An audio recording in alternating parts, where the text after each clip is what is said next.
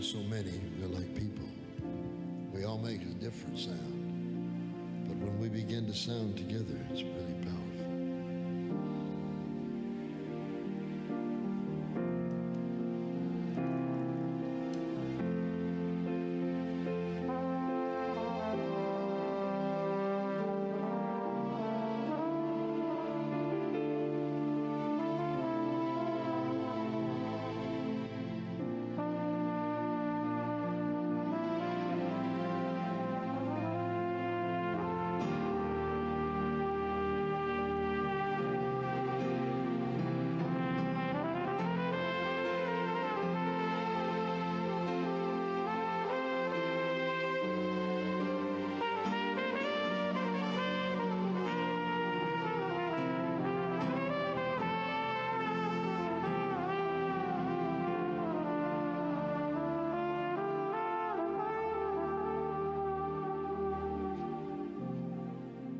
I pray for every musician.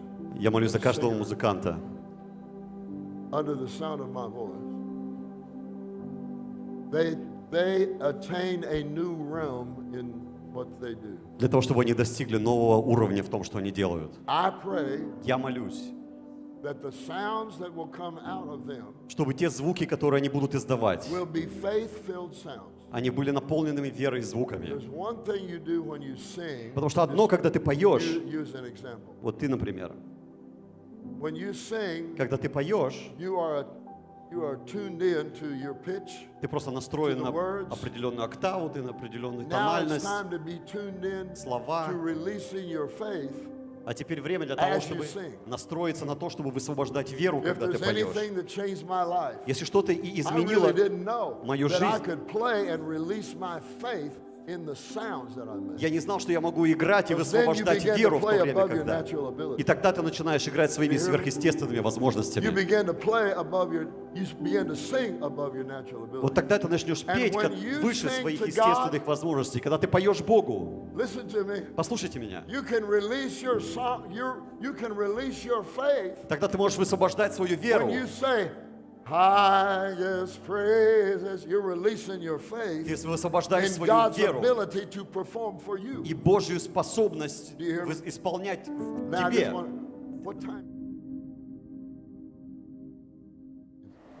Whether you're young or old, if you don't have any fire, life is boring. It doesn't pass the sniff test to look at this and go, well, I'm going to wear a mask. I'm going to close my business. So how do I make money? Well, I have to depend on the government. That's where they're all going. The government wants to replace God. You have a gift. I have a gift. My gift is no better than your gift, nor yours better than mine. Because a gift is something we did not earn. God gave it to us. Thank you for your performance. Thank you very much. I listen to your music online, and it's totally different when you are in your presence. It was very powerful. Yeah, it's different. How do you feel about this church? How is it being among this young crowd? I loved it. You know, the whole thing about it is, whether you're young or old, if you don't have any fire, life is boring. And certainly, if you don't have fire in your heart, in your eyes, in what you do, I don't know if you can ever do anything. That makes sound really funny, but probably the older you get, if you're not really careful, you'll fall prey to being judgmental about someone who has more energy than you do, right? But when it comes to praise or worship or really doing anything, how can you do anything in a world-class way if you're not, what's the right word, if you're not bound by some kind of ceiling, right? Like little airplanes, like 172s, whatever, they can only fly so high because they weren't built to fly high, right? They don't have enough power, they don't have enough thrust, and their airframe won't sustain high altitude because it'd crumble. right? If that makes any sense. Well, everybody was built by God to be a force in our world for Him. That's the whole premise. Jesus died for the world.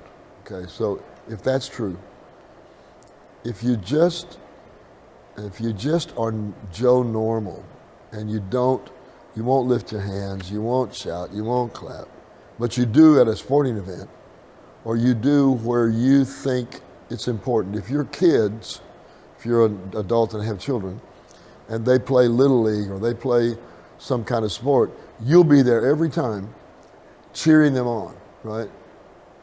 That same thing falls true in worship or in getting into God's presence, because if you really love Him, you won't be silent about Him. That's just a general thing. But what I see in the church is people that are liberated, people that have an innocent desire to just be in God's presence, and they're excited. Jesus Himself couldn't minister in places where there was no excitement, expectancy, right? Religion is famous for making you, like you sing a hymn, la la la la la, right, whatever, but you don't expect anything. You do it out of, rote, you just, because that's what you do. But if you can be in a place where there is genuine excitement, excitement breeds excitement. Like if you're a real, stoic person and you get around someone that's not, you'll either leave or you'll get a little more wild or exuberant. Does that make sense? And so when people, even that are not liberated, come into a place like this, and I'm not talking about people that are not born again, I'm talking about people that know Jesus. But it's so easy to succumb to a status quo of this, I'm a Christian, so this is what I do, and I don't do anything else. That's called religion, right? And Jesus had the biggest problem with religious people. I say this, I think it was your pastor, I said, the best people, because he said, I'm called to the lost.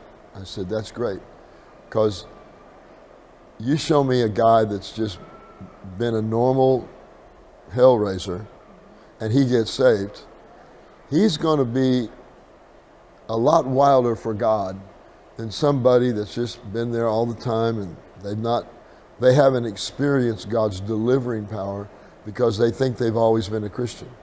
That's a dangerous place to be. Yeah. 2020 is a tough year, and because of, not even because of this pandemic, but pandemic made us kind of distant from each other. And there's, and there's like, why? Because we have this underlying fear of death. It kind of made our relationship miserable, so it's affected us in a very deep level. I want to ask you, what was your initial thoughts when it started this year in COVID? Action was, you've got to be kidding. Because, to me, it's, just think about it. In my life, and obviously in your life, we've never seen the whole world put on masks. Never, right? But fear breeds fear. You speak fear, you make people fearful. So when you look at it, is COVID real? Yes, it is. But the power of God is more real. And it's above, when the word says every knee will bow and every tongue confess that Jesus Christ is Lord, that means COVID has a name and it's under the name of Jesus. His name is above it all. And so I guess the thing, when you look at it, in my opinion, this whole pandemic is an affront against the church. It really is. Because, first of all, you can't touch, you can't agree, right? Because with, even to shake hands is a form of an agreement, right? And then when you think about it, if we become isolated, you become isolated, I become isolated in our world for fear of getting some of the disease or for fear, any reason, then we are literally becoming an island. And islands, for a person to become an island is a very dangerous thing because you get no outside input. You certainly get no encouragement, right? And to be honest with you, when I first ministered overseas, when I first played for Jesus in Russia, I was amazed at how the people that I met, on the street, their heads were down. They did not look at one another. They willfully ignored the fact that you're passing them, right? That's dangerous.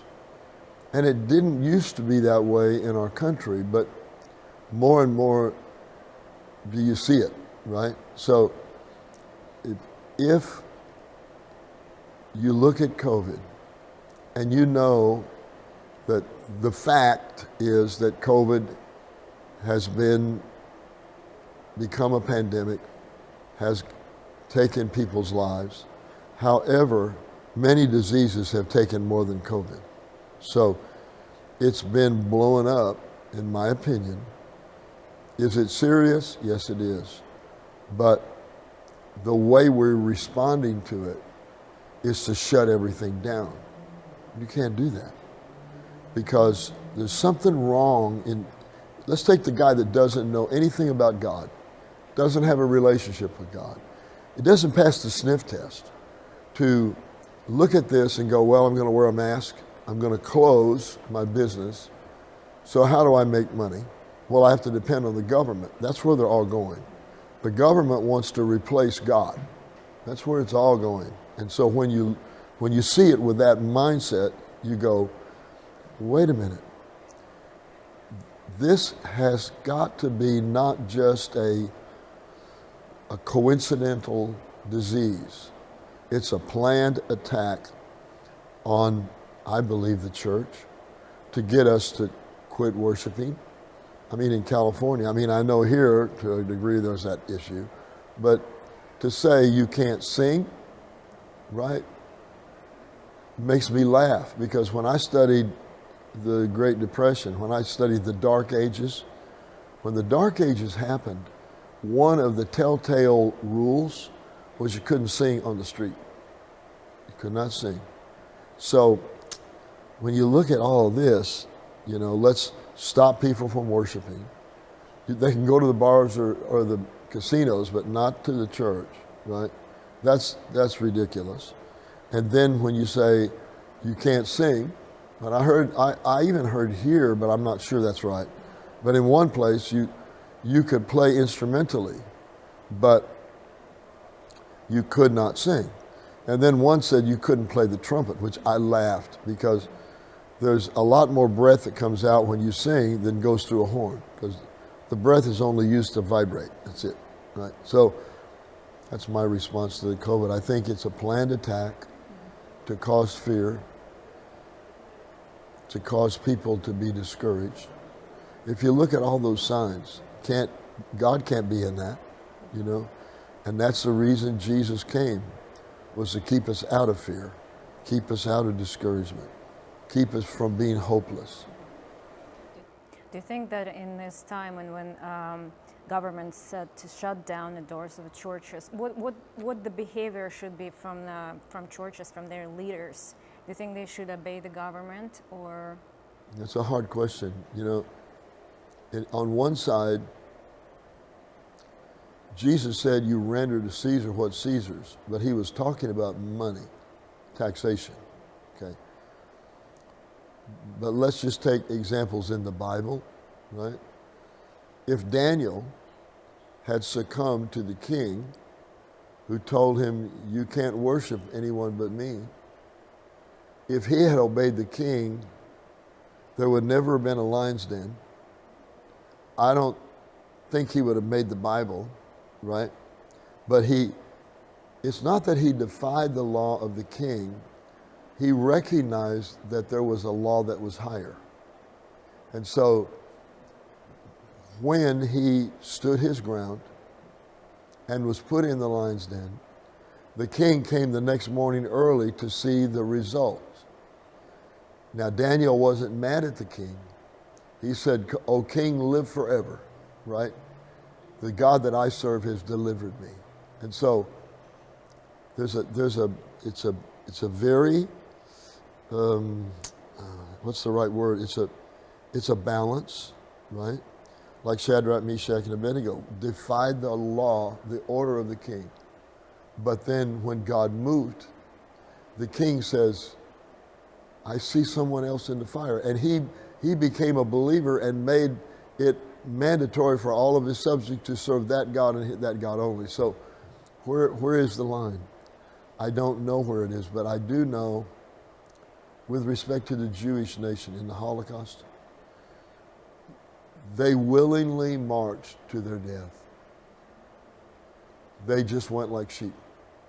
And when you think about it, someone has to stand up for righteousness. Someone has to be willing to pay the price. And I know you all, from your heritage, know much about tribulation, more than Americans don't know anything about tribulation. But when you think about it, you know, I ministered at a place in East Berlin, and it really did affect my life because the pastor, his mom and his dad had spent 10 years behind bars together at the same time. And he told me of a man that spent 40 years for preaching the gospel. And so, where is the balance here? That's the question. I know people that have been arrested because they continued, you know. If you live in a state where, you know, you're mandated, it is really, in my opinion, as an American citizen, it is against the law. It's against the Constitution to prohibit people from worship. That's why our nation was founded. But we live in a time when there's a lot of turmoil around that. So what do? We stand our ground. We believe God. We walk in love. We don't do things out of defiance. We do them out of a genuine heart to serve God. That's all I know in response to that.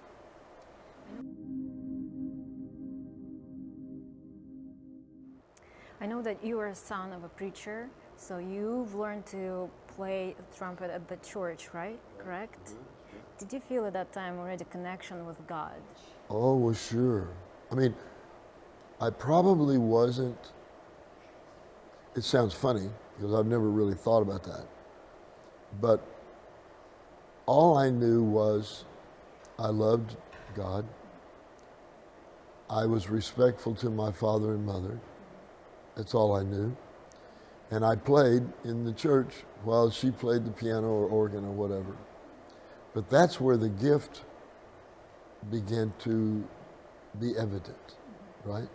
So, was I aware of how great the gift was? No, I don't think so.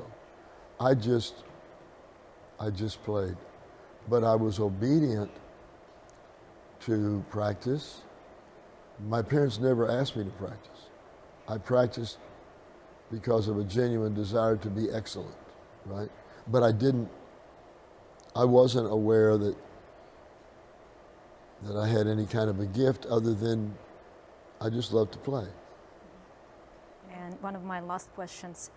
For me, you're a brilliant example of a man whose vocation and talent and service to God is all aligned. And you're breathing God in everything you do. But not many people from believers, they can say that they do the same. They have kind of regular jobs, but not all of them serving God. What would be your advice to people like this? Well, that's a big question. I think The correct answer from God's point of view, I think, would be, there's a verse that says the gifts and callings of God are without repentance. In other words, God doesn't take away your gift just because you blow it or because you're not really using it, right? But what he does is, it's sort of like, that's a challenge to answer. When you know in your heart that you're supposed to do something that you are gifted to do, but for whatever reason you can't yet, you have to know that nobody ever does great things without challenges, right? So maybe the best way to look at it is, Paul said, I became all things to all men for the sake of the gospel. Now, if you're in a job and you know you're called to be somewhere else, right? Then the best thing to do is to be faithful in your job and to believe God to open the door for you to go, but not to lose the vision, because hopelessness is a great vision destroyer, right? So all of us have to recognize, you have a gift, I have a gift. My gift is no better than your gift, nor yours better than mine, because a gift is something we did not earn. God gave it to us, right? So when you go with that, you can use your gift in any area, but the greatest area of use is if you use it in your calling, right? Like, you might be really charismatic, you might could market, you might can do all kinds of things in that arena, even if you know you're not called to be there. Well, be faithful in that arena and believe God to promote you, because he will, if you're faithful to it. Very last question. It should be a very short answer. Yeah. If God will give you the power to change one thing in the world, what would you do? I would change the understanding of people worldwide with respect